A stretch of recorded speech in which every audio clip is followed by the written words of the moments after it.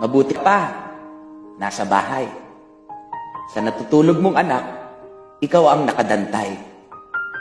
Ramdam ng pamilya mong sila'y may karamay. Samantalang kami, isang paa nasa hukay. Ewan ko ba kung bakit ang daming nagrereklamo na tila yung bahay nila parang isang impyerno. Na kahit anong bawal, ipipilit yung gusto. Naisip ko tuloy, sulit ba ang pagod ko? Sulit bang magsalba ng buhay ng iba? Sulit bang harapin ang kalaban na hindi namin nakikita? Kalaban na maaaring nasa loob ko na at pinipigilan kong hindi sa iyo maipasa.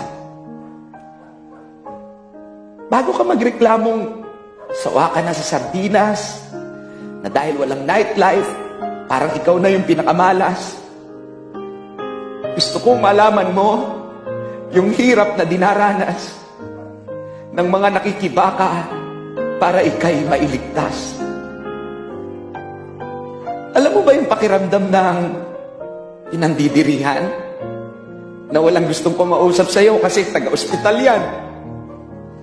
Na kailangan naming ipagpatuloy yung sinumpaang katungkulan na kung mahahawa kami bukas ay walang kasiguraduhan.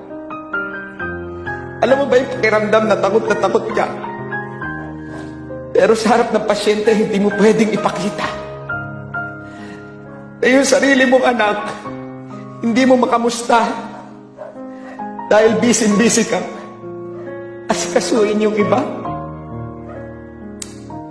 Kung naririnig nyo lang yung kabog ng dibdib ko, sa bawat balitang may doktor na yumao, na tumataas yung bilang ng mga positibo at madadagdagan pa yan dahil sa kakalabas nyo. Ilang doktor pa ba ang sasapit sa kamatayan? Anong paliwanag ba para maintindihan na manatili lang kayo sa inyong mga tahanan ay nagampanan nyo na ang ambag nyo sa bayan?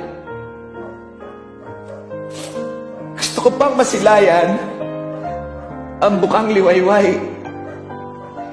Gusto ko pang akapiling ang mga mahal ko sa buhay.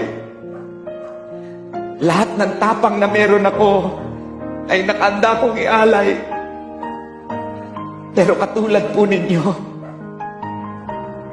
ayoko pang mamatay.